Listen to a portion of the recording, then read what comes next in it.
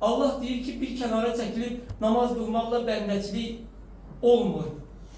Hünər odur ki, cəmiyyət içində bəndə olasan, insanlarla münasibətdə bəndə olasan.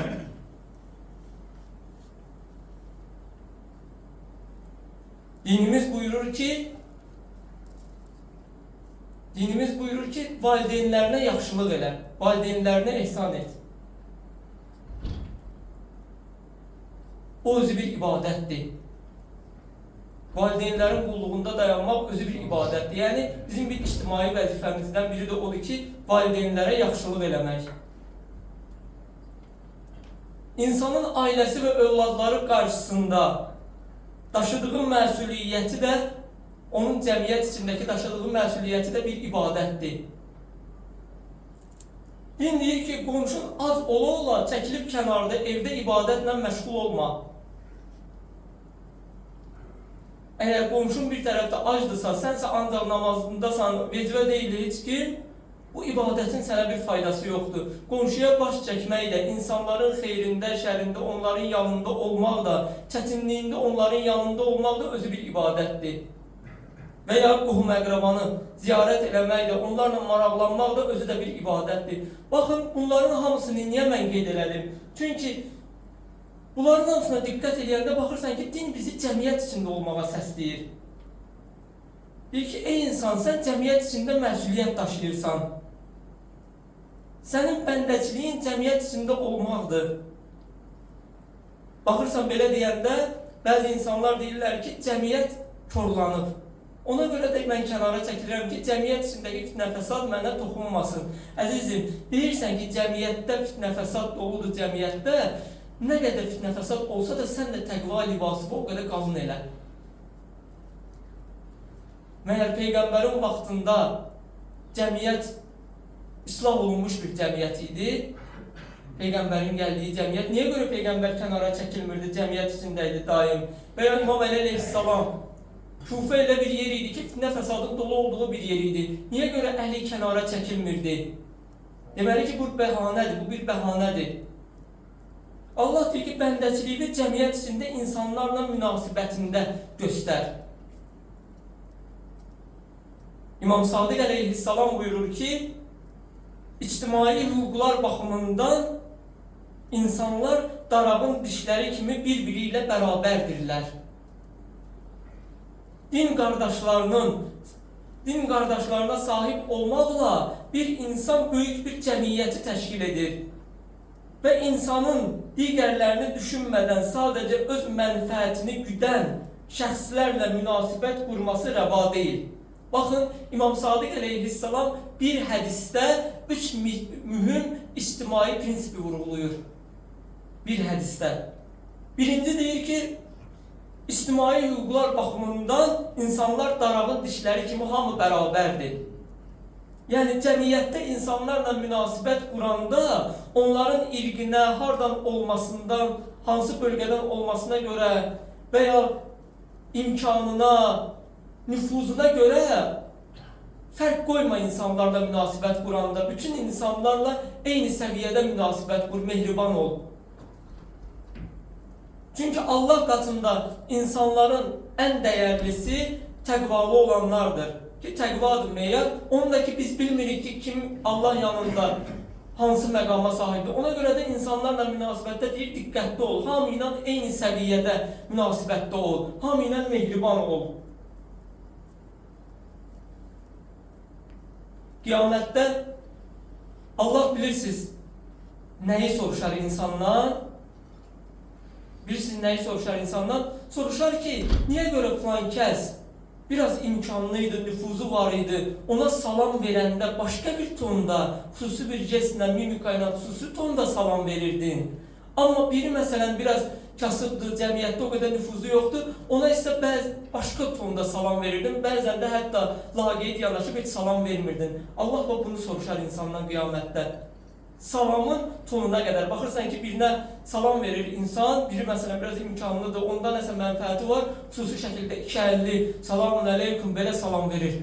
Amma baxırsan ki, biri biraz kasıbdır, cəmiyyət içində o qədər də yeri olmayan biridir, onu görəndə ya dilinin ucunda salam verər ona, ya da ki, heç salam verməz. Allah bunu insandan qiyamətdə soruşar. Deyər ki, bu hər ikisi mənim bəndəm idi. Niyə görə bunlara fərqli şəkildə salam verdin sən? Deməli ki, burada sənin mənfəətin var. Mənfəətinə görə birinə salam verirsən, ictimai münasibətlərini tənzimləyirsən.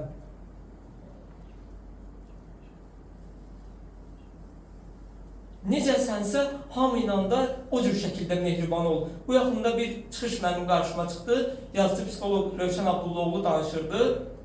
Deyir ki, bəziləri qeyd edirlər ki, məni olduğum kimi qəbul edeyim. Mənim xasiyyətim budur da, mənim xasiyyətim budursa, məni cəmiyyət olduğum kimi qəbul eləsin. Birincisi onu qeyd edeyim ki, o da Rövşən Abdullaoğlu da qeyd edir ki, bu yanlış fikirdir. Çünki əgər bir insan desə ki, məni olduğum kimi qəbul edin, o inkişaf eləməz. O dəyişməyə meyillənməz. Din isə deyir ki, sən dəyişməlisən. Sən yaxşıya doğru hər gün dəyişməlisən. Əsas burada onu vurğulamaq istəyirəm ki, orada dediyi sözü. Deyir, necə olur ki, deyirsən ki, məni olduğum kimi qəbul edin, necə olur ki, səndən imkanca, nüfuzca yüksək olan birini görəndə əriyib mülayimləşirsən, olduğun kimi olmursan, dəyişirsən.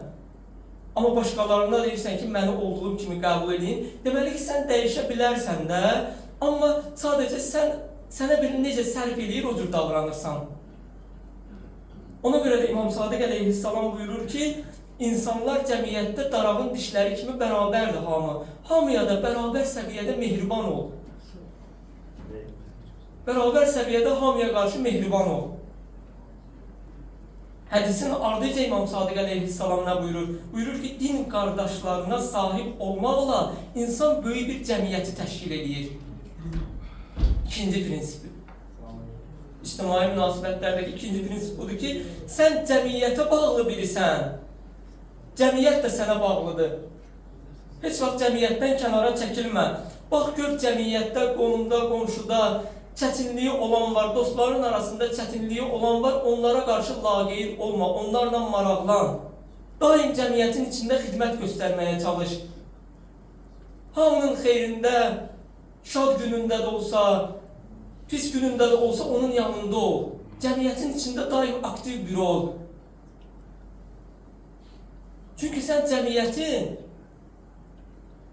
cəmiyyətlə birlikdəsən, cəmiyyətdən ayrı, sən ictimai varlıqsan insan, səni cəmiyyətdən ayrı təsəvvür etmək olmaz. İnsan digər insanlara nə qədər can yandıra bilirsə, o qədər insandır. İnsanlara insan gərək can yandırmağı bacarsın.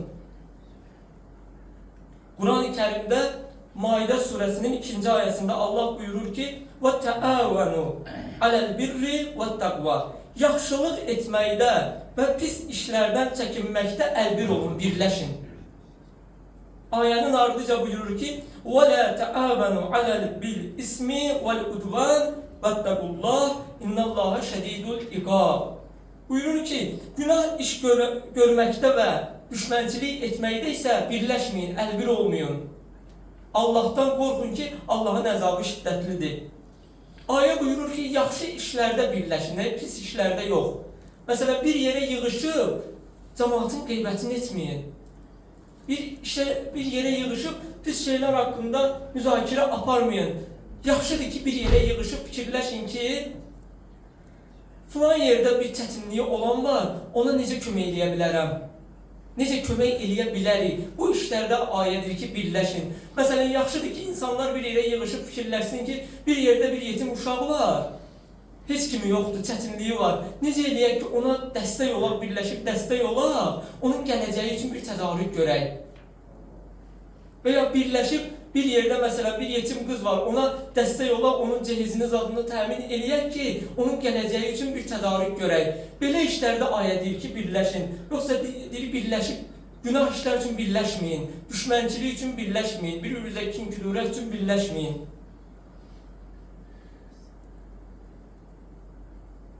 Gördün deyir, iki nəfər arasında küslülük var, kin-kudurət var. Yığışıb bir yerə daha da bu kin-kudurəti alovlandırmayın. Çalış ki, gör ki, necə müzakirə apararsan ki, bu kin-kudurəti aradan götürüb cəmiyyətdə sülh, əmin-amanlıq yaradasan. Sonra İmam Sadiq əleyhissalam üçüncü prinsip olarak cəmiyyətdəki ictimai münasibətlər üçün buyurur ki, insanın digərlərini düşünmədən sadəcə öz mənfəətini düşünən, güdən şəxslərlə münasibət qurması rəva deyil. Baxın, o insan ki ancaq özünü düşünür, cəmiyyətdə yalnız öz mənfəəti üçün çalışır, o insandan nə özünə xeyir gələr, nə də cəmiyyətə xeyir gələr. O ki bir cəmiyyətdə ki ictimai münasibətlər mənfəət üzərinə qurulsa, bilin ki o münasibətlər axıra qədər getməyəcək, möhkəm olmayacaq. O mənfəət ortadan qalxan kimi münasibətlər pozulacaq. Gərək cəmiyyətdə ictimai münasibətlər Allaha xatir qurulsun. Baxırsan ki, elə adam var ki, öz mənfəəti olanda ancaq işi düşəndən düşənə cəmiyyət içində görsənir. Amma elə ki işi yoluna düşdü, yoxa çıxır, kənara çəkilir. İmam buyurur ki, belə şəxslərdən olmayın. O rəhmətli Mirzə Ələkbər Sabir necə deyib, millət necə taraz olur olsun, nə işim var? Bunu satirik mənada deyib. Yəni ki, o insan ki cəmiyyətdə olan situasiyalara biganədir, cəmiyyət onu maraqlandırmır, insanların çətinliyi onu maraqlandırmır, ancaq öz mənfəətini güdür, o şəxsdən cəmiyyətə bir fayda gəlməz. O şəxslərlə heç münasibət qurmaq da rəva deyil. Çünki o şəxslə münasibət qurarsan, mənfəəti qədər səni ilə dostluq eləyəcək. Mənfəəti qutaran kimi səni ilə salam mələyi kəsəcək. Necə deyirlər, bağda ərik var idi, salam mələyi var idi. Bağda ərik qutardı, salam mələk qutardı. Budur. Yəni, mənfəəti bitən kimi səni ilə münasibəti bitəcək. Bu hədisdə İmam Sadiq əleyhissalam ictimai münasibət üçün bizlərə bilirsiniz hansı prinsipləri dedi? Cəmiyyətlə münasibətdə ayrı-seçkilik etmə. İnsanlar arasında ayrı-seçkiliyə yol vermə. Təkəbbürcəsinə davranma. Laqeyd olma.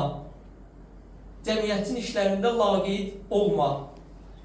Və özünü fikirləşib egoist olma. Deyir, belə olmasan, bunları kənara qoysan, cəmiyyətdə sağlam ictimai münasibətlər qura bilərsən. Amma bunlardan biri səndə olsa, biri ilə cəmiyyətdə insanlarla münasibət qursan, sən sağlam ictimai münasibət qura bilməzsən. İmam Sadiq əleyhissalamın hədisdə buyurduğu bu birlik, ictimai məsuliyyət, din qardaşlığının ən gözəl şəkildə mövcud olduğu yer məscid olmalıdır. İnsanlar gərək birinci növbədə bunu məsciddən götürsünlər. Bu məsciddən cəmiyyətə bu sirayət eləsin. Niyə görə deyilir ki, cəmaat namazının önəmi bu qədərdir, cümə namazının önəmi bu qədərdir, savabı daha çoxdur. Niyə? Bəzən insanda sual yarana bilər ki, niyə bu namazı mən evdə də fərdi şəkildə də qılıram, gəlir məsciddə cəmaatla da qılıram da, niyə görə məsciddə qılmaq daha üstündür? Bilirsiniz niyə? Çünki məscidə gələndə sən öz din qardaşlığı görürsən, onun halını, əhvalını soruşursan, insanlardan xəbərdar olursan, öz çətinliyini din qardaşınla məsləhətləşirsən, baxırsan ki, çətinliyin tez şəkildə həll olur. Deyirlər ki, tək əldən səs çıxmaz. Bunun üçündür bunlar hamısı.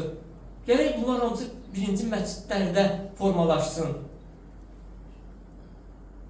Baxırsan ki, mehribanlıq, qəlblər arasında istilik məscidlərdə yaranmalıdır birinci növbədə insanlar arasında. O ki, ayədə biz qeyd elədik ki, yaxşı işlərdə birləşin. Bu birinci növbədə insanlar gərək məsciddə birləşsinlər ki, bizim məscidimizdə məsələn bu var ki, yardımlaşma var ki, insanlar bir hədəf uğruna, insanların çətinliyini həll etmək uğruna birləşib yardımlaşırlar. Bu çox gözəl bir şeydir. Bu məscidin ictimai funksiyasının əsasını təşkil edir ki, insanlar birləşib məşvərətləşirlər. Bu bir şəxsin işi deyil. Bir şəxs bu qədər insana yardım edə bilməz. Bu insanların birliyinin, insanların birlikdə yaxşı işlərdə birləşməsinin bir təzahürüdür ki, ortaya çıxır. Allah Taala bizləri yaxşı işlərdə birləşib, öz ictimai vəzifələrimizi düzgün şəkildə yerinə yetirən bəndələrindən qərar versin.